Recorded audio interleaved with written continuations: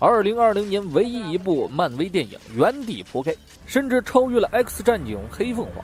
后者还能看到老万和秃头教授的晚年幸福生活，而前者却只有满腿的平，甚至都不被迪士尼划入 X 战警系列。对大势已去的20世纪福克斯 X 战警系列表示 respect。Save me. Go fuck yourself.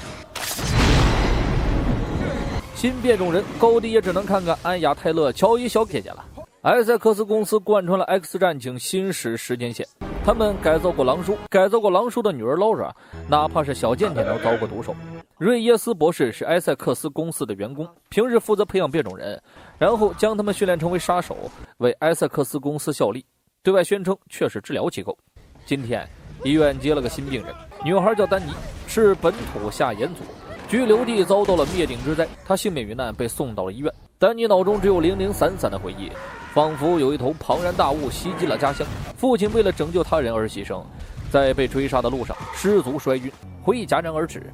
醒来时，丹尼已身在医院，被通风管道里的神秘女孩吓了一个激灵，这才反应过来自己的处境，手臂被铐死，窗户被封禁，想逃出去是不可能的。丹尼惊恐地喊叫着，博士解开了手铐，耐心地说明了一切。一场5级龙卷风摧毁了丹尼的居留地，丹尼是唯一的幸存者，创伤经历可能会引起记忆错乱。博士递给了丹尼一个小熊挂链，这是在残骸里寻找到的东西。丹尼很痛苦，宁可自己和家人死在同一场风暴。变种人已经不是什么稀罕物种了，几乎家喻户晓。博士的上级已经确定丹尼就是位变种人，他是来帮丹尼弄清楚能力的。医院里还有其他变种人，他们都有着不同的悲惨遭遇，这里无偿收留他们，照顾他们，直到每个孩子能够掌控能力，不会对外界造成威胁，便可离开。莉亚娜 AKA 密克拥有时间空间跳跃的能力，可以直接传送到异度空间、地域边境之中，掌控着黑魔法。最好的伙伴是随身带着的玩偶洛克希德。雷恩 AKA 狼毒，能够幻化成半人半狼，亦或是全狼形态。曾向神父忏悔，却被当成女巫虐待，感官超人，是个狠人。山姆 AKA 加农炮，跟随父亲靠挖煤生活，患有幽闭恐惧症，意外觉醒能力，却也引发了矿难。山姆的身体能够产生热能，最后像加农炮一样释放，这种反作用力可以使他飞行或者冲刺，性格懦弱，不敢反抗任何人。罗伯托 AKA 太阳黑子，他能储备并引导太阳能，早在 X 战警逆转未来登场即嗝屁。他们都被送到医院治疗，博士会按期进行互助会，帮孩子们摆脱阴影，尝试去接受自己的能力。莉亚娜是个刺儿头，从不把任何人当回事，受博士要求，他要带新来的丹尼四处逛逛，脸上毫不隐藏着厌恶。 What's that, Lockheed? Oh, I know. I hate her too. 莉亚娜在这里待了很久，依然不知道医院位于什么地界。这里没有围墙，没有看守，意味着没有东西能够阻挡他们获得自由。丹尼渴望离开，一股脑地向远处奔去，似乎听到了什么，他跑得更快了。 Run, you girl, run! 直到撞上了能量立场，磕了一鼻子鲜血，才知道这里没有出口。莉亚娜自然是故意引他出手，笑得上蹿下跳，捉弄别人是真他娘的快乐呀！丹尼怒火中烧，朝着莉亚娜便冲了过去，可最终落了个猛虎扑食。绝望、愤怒、无助，受各种情绪困扰，他不想当这个幸存者了。丹尼爬上教堂楼顶，想要一了百了。此刻，一直默默关注他的雷恩出现了。这种时候劝别人，生活会好起来的，只能徒增寻死之人的压力。雷恩没有选择安慰，而是选择了陪伴。这份真挚也确实救下了丹尼。山姆进行着塔利班式飞行训练，着陆方面还是不太理想，所以每次都会摔得鼻青脸肿。但他和雷恩是医院里唯二的好孩子。这里的好孩子定义就是不反抗、不顶撞。罗伯托就不一样了，他出身名门，是个富二代，从不展示能力，也不交流过去，靠着介绍成员和分享经历，雷恩陪伴丹尼度过了第一天。他建议丹尼好好听话，接受治疗，也许用不了多久就能离开这里。医院每时每刻都在监视这5个孩子，监视他们的灵能数值、情绪状况。今晚之后将会彻底大乱。卑微的贫困儿童山姆羡慕地看着罗伯托，因为对方衣服脏了都是直接换新的，自己却穿到包浆啊。罗伯托大方地向他保证，等咱们出去，哥给你点钱花花。这时入睡的丹尼灵能指数突然飙升，医院开始跳闸，陷入黑暗的那一刻勾起了山姆的梦魇。他靠近吱嘎作响的洗衣机，一切仿佛回到了在煤窑的光辉岁月。山姆吓了一跳啊，他对着自己脸一拳接着一拳，心里全是愧疚。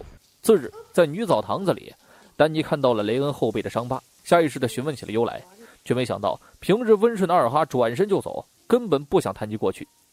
在接受了博士的心理辅导之后，几个人迎来了娱乐时间。莉亚娜总会去刁难丹尼，还嘲笑他的印第安习俗，嘲笑他的父亲。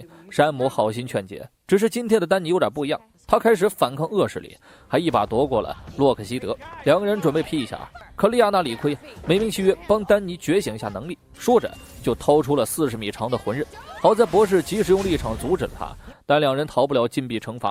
这一身处禁闭室，莉亚娜内心的恐惧就开始作乱了。她生平最怕笑面人，紧抱着洛克希德不敢撒手，而丹尼梦见了头顶下起了血雨，一个血盆大口从黑暗中张开。惊醒后的丹尼浑身是血，灵能数值再次飙升。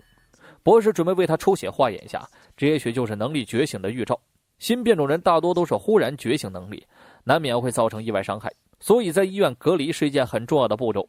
天蒙蒙亮，雷恩就来到了告解室，向神父忏悔。他晚上会自我安慰，还总会爬到通风管道里待着。虽然医院的告解室没有神父，但雷恩还是会按时过来忏悔。今天不同往日，告解室的大门自己打开了，凭空传来一个声音：女巫。吓得雷恩跑到草地上跪地祷告。今天博士睡得早，几个人拉着丹尼跑到了阁楼玩耍。这算是医院里为数不多没有监控的地方，最好的娱乐就是真心话大冒险，带测谎仪的那种。那些平时不想说的话都能够在这里畅所欲言。罗伯托不敢谈女朋友，是因为怕自己会过热。山姆总会握着一块煤炭，是父亲出事前给他的。煤炭的作用是时刻警告自己。等到了丹尼时，莉亚娜表示自己就是测谎仪，似有看穿丹尼的意思。问题自然是关于那个熊吊坠。传说世上有个恶魔熊，专门吃人心中的恐惧。起初它就像是吊坠一样小，可害怕的事情越多，恶魔熊就越大。这个无聊的故事只有雷恩一个人在认真听。轮到了莉亚娜，她毫不忌讳地说自己和洛克希德杀了18个人。几个孩子聊得不亦乐乎，全然不知这里他妈的有监控，大意了。白天又到了心理辅导的时间，山姆说自己最近老是会出现幻觉，要不就是做噩梦。照这样下去，什么时候才能离开这里啊？他的话没有引起博士的注意，反而让雷恩和莉亚娜心里一颤。今晚为了寻欢作乐，莉亚娜给博士的水里下了药。接触的时间长了，丹尼和莉亚娜的关系融洽多了。他除了嘴巴不留德，其他都还挺好的。罗伯托暗恋他都快暗恋漏了。他们至今都以为医院是 X 战警旗下的产业，目的就是把他们训练成英雄。几个人各有各的打算。雷恩带着丹尼爬进了通风管道，直接来到了医院外的坟头，往地上一躺，欣赏着头顶的立场。父亲曾告诉丹尼，死亡会让我们的灵魂获得解脱，去和所爱之人相聚，美言美景是必有一吻啊。此时罗伯托躺在沙发上看着和女友的合照，远处有歌声吸引了他，一路跟着来到泳池，见到了莉亚娜。荷尔蒙作用下，他们起了歪比巴布的心思。罗伯托不敢深入了解，因为女友就是死于自己的热量。可莉亚娜再三表示自己不会受到伤害，还玩上了警察抓小偷的游戏。罗伯托一下就激动了，只感觉身后一双纤纤玉手勾得他汗毛竖立，回头只看到了烧成火人的女友，他的恐惧也实体化了。监控显示莉亚娜一直在房间没有出来过。医院的安全警报响起，所有人纷纷赶了过来，他们只看到罗伯托整个人燃烧起来，散发的高温令人不敢靠近。博士赶到，一棍子将他杵进了泳池，这才解决了麻烦。罗伯托哪知道莉亚娜是假的，嚷着闹着要离开这里，一口咬定是莉亚娜要杀自己。他无法冷静，莉亚娜刚想出来装个逼呢，直接让博士关进了禁闭室。下药那事儿，博士可是记得清清楚楚。他逐渐地认为最近发生的怪事儿和丹尼有关，所以再次进行了检查，靠药疗去探索丹尼心底的秘密。龙卷风的事儿根本上就是无稽之谈。当时丹尼一家被一个庞然大物追杀，是恶魔熊。回忆起这件事时，丹尼开始失控，脑中穿插着埃塞克斯集团囚禁新变种人的画面，之中还有劳尔。这段记忆并不属于他。随着丹尼的失控，医院的诡异事情变得更严重了。在澡堂子的雷恩看到了自己最害怕的变态神父，雷恩逐渐狼人化，又因为恐惧太深失去了反抗能力，被神父落下了同样的疤痕女巫。而莉亚娜打开房门，墙上的笑面人涂鸦油漆未干，几声惨叫聚集了所有人。雷恩化成了二哈惊慌逃窜，而脖子上的烙印还冒着血迹。这下莉亚娜怒了，恐惧实体化，绝对是丹尼搞的鬼。他唤出铠甲，将丹尼带到了地狱边境，想要杀了他以绝后患。可丹尼的脸转眼变成了笑面人。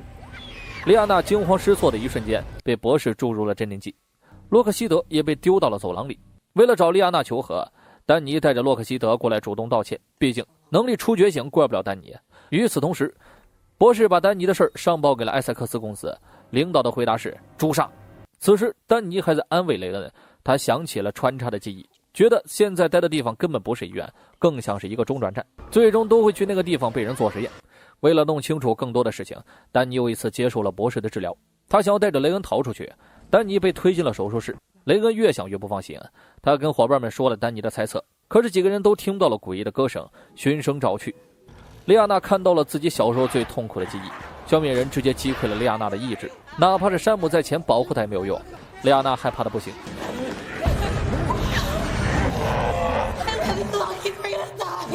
为了救下莉亚娜，山姆不顾伤势去战斗，可莉亚娜却躲进了地狱边境。手术台上的丹尼已经被五花大绑，成为了待宰的羔羊。雷恩感官敏锐，听到了丹尼的声音，他狼性爆发，从通风管道杀了出来，直接将博士毁容，救下丹尼。消灭人越来越多，罗伯托想要冲出医院，可博士的立场太强大，他们无法摧毁。穷途末路时，他们听到了莉亚娜的声音。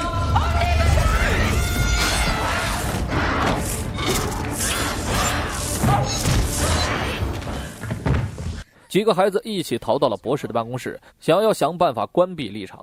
却在这时看到了研究记录，这才意识到他们所有人都是试验品，艾塞克斯公司只需要杀手。他们难得变得团结，准备除掉立场的源头博士本身。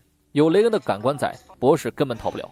孩子们平时哪敢忤逆博士，被喊了一嗓子全部都虚了。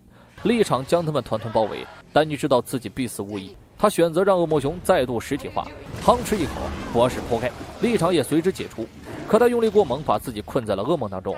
这下好了，又养了个爹出来，还得想办法干掉恶魔熊。那是魔法产物，莉亚娜的魂刃专门斩魔物，唯一拖延时间的办法就是带他进地狱边境。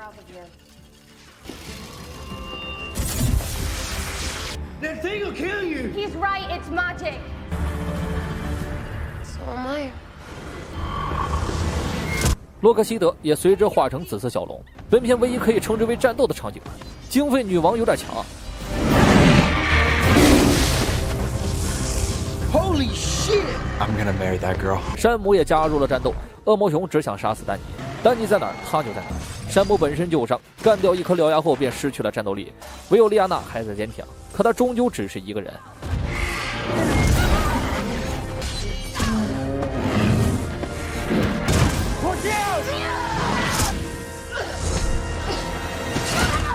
罗伯托有阴影，根本不敢释放自己的能力。看着身边的人一个一个倒下，他选择点燃自己，这只能是窜袭前的最后一口气儿。真要想打败恶魔熊，还得靠关键的屁。这个最关键的就是丹尼。雷恩不停尝试去唤醒他，最终自己不得不上战场。可成员里只有莉亚娜存在战斗力，结果无一例外都被蹂躏。噩梦中的丹尼见到了父亲，得到了套克之神的加成。睁开眼睛的一刻，恶魔熊被王霸之气所压制，瞬间就像狗一样乖巧。丹尼战胜了心魔，也摘下了父亲留给他的熊吊坠。他们从废墟中走了出来，山姆向天空抛出了煤炭，发现立场已经消失。他们一起出发，没有目标，却团结一致。新变种人到此就结束了。总的来看啊，中规中矩。再回过头去看 X 战警系列，有狼叔，有老万，有秃头教授，这些老变种人陪伴了我们的青春。至于新生代，不能说差，只能说是期望太高，而且年代不同，看东西的节奏也不同啊。既有人觉得烂，自然有人觉得好，也该让青春属于下一代了。所以啊，勿喷勿杠，让最好的经典留在回忆里吧。我是瓜皮儿，下期见。